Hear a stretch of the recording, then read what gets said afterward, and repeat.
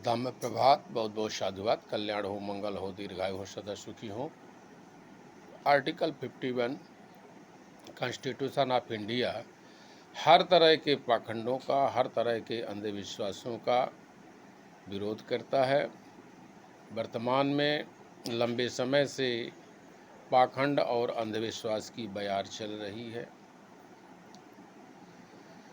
जब भी कोई व्यक्ति इस पाखंड पर खुल के बहस करता है, खुल के प्रतिरोध करता है, खुल के तर्क देता है, तो उसे धर्म विरोधी कहा जाता है।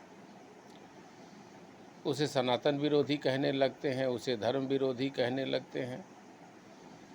अब ये बात आम जनता को समझ लेना चाहिए कि लंबे समय से शासन करने वाले लोग केवल और केवल सत्ता सुख के लिए अपना सारा प्रयास करते हैं। सत्ता पक्ष और विपक्ष गोलमोल बन के रह जाती है। वर्तमान में सत्ता फेल है, विपक्ष फेल है। जब सत्ता गैर लोकतांत्रिक हो गई, विपक्ष गैर लोकतांत्रिक हो गई और जनता भी अंधविश्वास और पाखंड में उलझी रहेगी, तो ऐसे में राष्ट्र का क्या होगा।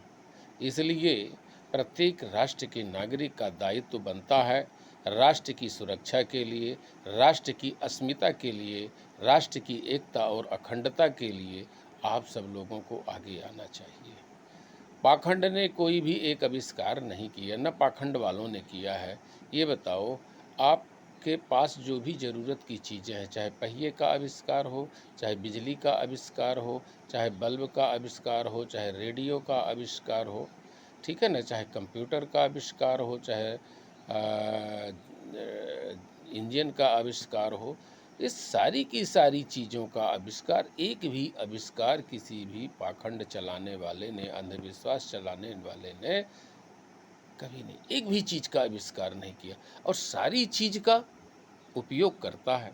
वहीं पर पादरी हो, मौलाना हो, पुरोहित पुजारी हो, सारे लोग माइक का उपयोग करते हैं, सारे लोग कूलर का उपयोग करते हैं, सारे लोग बिजली का उपयोग करते हैं, ठीक है ना, सारे लोग कपड़े का उपयोग करते हैं, सारे लोग मोटर वाहन व्हीकल का उपयोग करते हैं, मोबाइल का उपयोग करते हैं और कहते हैं विज्ञान झूठा है। तो ये बात हमारी समझ में आ जानी चाहिए। मैं उनसे कहना चाहूँगा कि जो भी पुराने समय के निर्माण कला हैं, जो भारतीय संस्कृति के हैं, तो उनको जांच किया जाना चाहिए। और चूँकि 1956 में नेहरू ने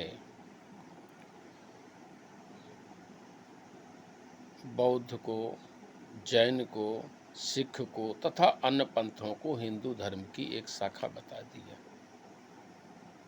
ये एक भयानक षड्यंत्र है। सदन में पारित भी करवा दिए।